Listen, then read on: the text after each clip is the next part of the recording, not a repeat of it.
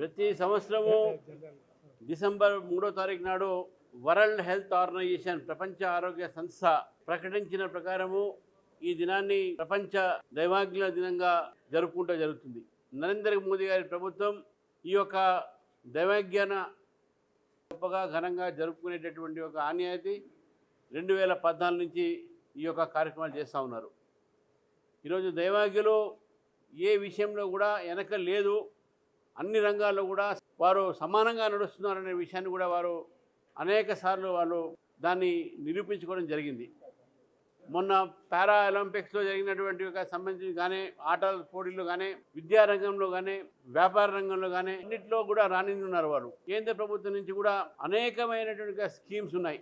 అవకాశాలు ఇస్తే అందరితోనూ కూడా కలిసి ముందుకు వచ్చేటటువంటి ఒక వాతావరణము ఈరోజు భారతదేశంలో నరేంద్ర మోదీ గారు వచ్చిన తర్వాత వారికి నిర్మాణం చేయడం జరిగింది. దివ్యాంగులకు వారికి భగవంతుడు కారణంగా కానీ ప్రకృతి కారణంగా కానీ ఏదైనా వైకల్యం కలిగితే దాన్ని ఎత్తి చూపేటువంటి యొక్క పేరు గతంలో ఉండేది వికలాంగులు అని. కానీ నరేంద్ర మోడీ గారు మొదటిసారిగా దివ్యాంగులనే యొక్క నామకరణం చేసి ఎక్కడ కూడా అలాంటి యొక్క లోపాన్ని ఎత్తి చూపడం కాకుండా చేయుతన కనుక ఇస్తే మీరు ఒక దివ్యమైన శక్తులతోని పనిచేయగలుగుతారు, అద్భుతాలను సృష్టించగలుగుతారు అని చెప్పి గుర్తించి ఆ విధంగా ప్రోత్సహించిన యొక్క వ్యక్తి మన ప్రధానమంత్రి నరేంద్ర మోడీ గారు. రైల్వేల్లో ప్రత్యేకంగా దివ్యాంగులకు టాయిలెట్స్ కూడా ఏర్పాటు చేసిన యొక్క ఘనత నరేంద్ర మోడీ గారు. అదేవిధంగా పబ్లిక్ టాయిలెట్స్ ఎక్కడన్నా ఉంటే గతంలో ఎవరు పట్టించుకోకపోయేది, కానీ వాళ్ళకి ఏ విధమైన యొక్క టాయిలెట్ ఉంటే వాళ్ళు యూజ్ చేయగలుగుతారు.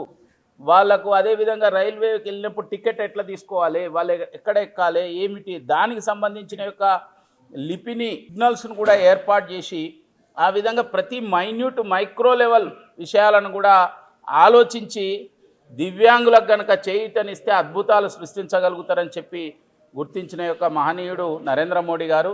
అనేక నిబంధనలు సరళీకరించి ఆ యొక్క సర్టిఫికెట్ వచ్చే విధంగా కూడా చేసిన వ్యక్తి ప్రధానమంత్రి నరేంద్ర మోడీ గారు. కాబట్టి రాబోయే రోజులలో దివ్యాంగుల పక్షాన భారతీయ జనతా పార్టీ నరేంద్ర మోడీ ప్రభుత్వం అండగా ఉంటుంది.